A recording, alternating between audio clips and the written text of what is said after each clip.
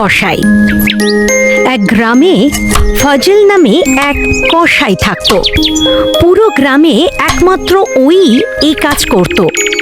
সেই জন্যই কারোর চিকেন বা মাটনের প্রয়োজন হতো তখনই ওদের ফজলের দোকানেই আসতে হতো।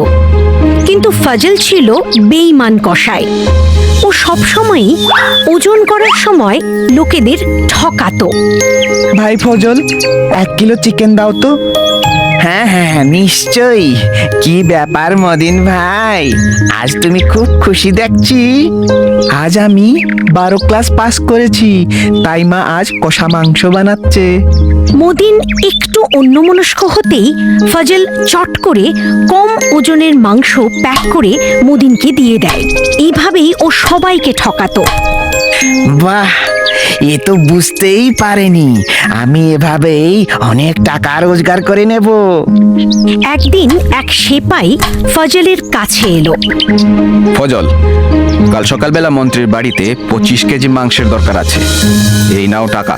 কাল সকালবেলা সবার আগে মন্ত্রীর বাড়িতে মটন পৌঁছে দিয়ে আসবে। ঠিক আছে, আমি দিয়ে আসবো।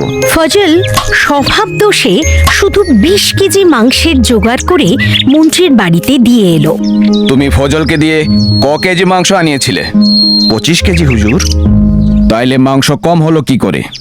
এর আগে অন্য গ্রাম থেকে 25 কেজি মাংস আনিয়েছিলাম, তখন তো মাংস অনেক বেশি ছিল। নিশ্চয়ই রাধুনি মাংস গায়েব করেছে।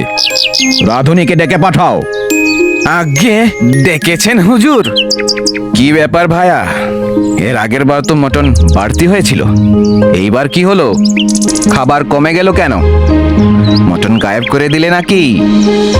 আগে না হুজুর, যতটুকু মটন এসেছিল তার সবটুকুই তো আমি বানিয়ে দিয়েছিলাম।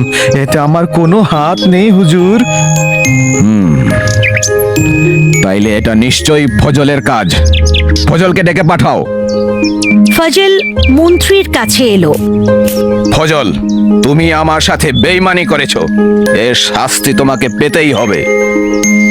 দোহাই হুজুর, আমায় ক্ষমা করে দিন, আমি আর কখনো এরকম কাজ করব না। কিন্তু মন্ত্রী মশাই ফজলের কোনো কথাই শুনলেন না। রাজার কাছে নালিশ করে ফজলকে জেলে পাঠিয়ে দিলেন। নীতি কথা, বেঈমানি করে সুখী হওয়া যায় না। একদিন এক কুমোর রতনপুরে মাটির কলসি বেচতে এলো। ওর নাম বিশু। ও জোরে জোরে হাঁকতে লাগলো। মাটির হাঁড়ি নিন, হাঁড়ি, নানান রঙের মাটির হাঁড়ি নিন। বিশু খুব পরিশ্রম করে হাঁড়িগুলো বানাতো। হাঁড়িগুলোতে রং বেরঙের নকশা করা থাকতো। কিন্তু এই গ্রামে অনেকক্ষণ ঘোরাঘুরি করার পরেও একটিও হাঁড়ি বিক্রি হলো না। বিশুর চিন্তা হচ্ছিল। আরে এ কি, আজ পুরো দিনে একটিও হাঁড়ি বিক্রি হলো না। ঘরে যাওয়ার সময় হয়ে এলো বলে। বিশু নিজের গ্রামের দিকে ফিরে যাচ্ছিল। রাস্তায় ওর তেষ্টা পায়। খুব তেষ্টা পেয়েছে, কিন্তু এখানে কোনো পুকুর বা নদী তো নেই। একটু এগিয়ে দেখি। কিছু দূর এগোতেই বিশু একটি কুয়ো দেখতে পেল। বাবা, শেষমেশ জল পাওয়া গেল। যাই একটু খেয়ে আসি। বিশু কুয়োর কাছে পৌঁছে দেখল দড়ি আছে কিন্তু বালতি নেই। সেই জন্য ও নিজের একটি হাঁড়ি বেঁধে কুয়ো থেকে জল তুলে জল খেলো। জল খাওয়ার পর বিশু হাঁড়িটি সেখানেই রেখে দেয়। এটা এখানেই থাক, গাঁয়ের লোকেদের কাজে লাগবে। পরদিন বিশু আবার গাঁয়ে হাঁড়ি বিক্রি করতে এলো। হাঁড়ি নিন, হাঁড়ি, রং বেরঙের হাঁড়ি। ওর হাঁক শুনতেই সবাই ঘর থেকে বেরিয়ে এসে ওর হাঁড়িগুলোকে কিনে ফেললো। এই দেখে বিশু আশ্চর্য হয়ে গেল। বিশু খুশি মনে বাড়ি ফিরছিল। তখনই এক মহিলা বিশুকে বলল, প্রসাদ নাও ভাই। কিসের প্রসাদ বোন?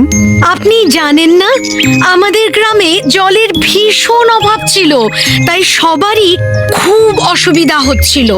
সবাই মিলে কুয়োর পুজো পর্যন্ত করেছিলাম। আর জানেন, সকালবেলা কুয়োতে এক জাদুর হাঁড়ি পাওয়া গেছে। কেউ জানে না ওটা কোথা থেকে এসেছে, কিন্তু এ কথা সত্যি যে হাঁড়িটি আসার পরই কুয়োর জল উপচে পড়ছে। পণ্ডিত মশাই বলেছেন যে এক পবিত্র মনের যাত্রী এই হাঁড়িটি রেখে গেছে। আমরা সবাই মিলে ওই যাত্রীর মঙ্গল কামনায় পুজো করেছি। এটা তারই প্রসাদ। বিশু সরল মনে রেখে যাওয়া হাঁড়ির মহিমা। এক নদীর পাড়ে জেলেদের বস্তি ছিল। জেলেরা মাছ ধরে বাজারে বিক্রি করত। সমরের বাবা সব সময় ওকে মাছ ধরতে যেতে বলতো, কিন্তু ও শুধু রান্না করতে আর খেতে ভালোবাসতো। মাছ ভাজা ওর খুব প্রিয় ছিল। একদিন সমরের বাবা ওকে বলল, দেখো বাবা, আমরা জেলে, আমি এখন বুড়ো হয়ে গেছি। তুই এখন মাছ ধরতে শুরু কর। এভাবে শুধু রান্না করে খেলে তো হবে না। তুমি চিন্তা করো না বাবা, সময় এলে আমি সব সামলে নেব। আমাকে এখন মাছ ভাজা খেতে দাও। সমরের কোনো পরিবর্তন না দেখে ওর বাবা মনে মনে এক বুদ্ধি করে নদীতে যাওয়া বন্ধ করলো। বাবা, আজ তুমি মাছ ধরতে যাওনি? সমরের বাবা চুপ করে রইল। নে বাবা, খেয়ে নে। এ কি মা, সবজি? আমি খাবো না, তুমিই খাও। আমার জন্য আমি মাছ ভাজা বানিয়ে নিচ্ছি। বাবা, আজ ঘরে মাছ নেই। আজ থেকে এই খেতে হবে তোমায়। কি? সবজি? আমি খাবো না মা। না বাবা, এভাবে বলো না। আজকাল তোমার বাবার শরীরটা ভালো যাচ্ছে না। কিছুদিন জিরানো দরকার। মাছ ধরতে গেলে শরীরটা আরো খারাপ করবে। এতই যদি তোমার মাছ খাওয়ার ইচ্ছে, তাহলে গিয়ে ধরে নিয়ে এসো। মার মুখে একথা শুনে সমর আশ্চর্য হয়ে গেল। ভাবলো, কি এখন আমাকে মাছ ধরতে যেতে হবে? ঠিক আছে, আজ সবজি দিয়েই খেয়ে নাও। তোমার তো খিদে পেয়েছে। সমরের খুব খিদে পেয়েছিল, তাই চুপচাপ খেয়ে নিল। কিন্তু অল্প দিনের মধ্যেই সবজি খেয়ে খেয়ে বিরক্ত হয়ে পড়ল। কি ব্যাপার, খাচ্ছ না কেন? না মা, খেতে ইচ্ছে করছে না। আমি আজ মাছ ধরতে যাব। সত্যি তুই মাছ ধরতে যাবি? হ্যাঁ মা। তাহলে শোন, বলো মা। মাছ একটু বেশি ধরিস, যাতে আমরা সেটা বাজারে বিক্রি করতে পারি। ঠিক আছে মা, আমি বুঝে গেছি। আমাকে বাবার কাজে সাহায্য করতে হবে। সমর নিজের দায়িত্ব বুঝতে পেরেছে বলে ওর বাবার খুশির সীমা রইল না।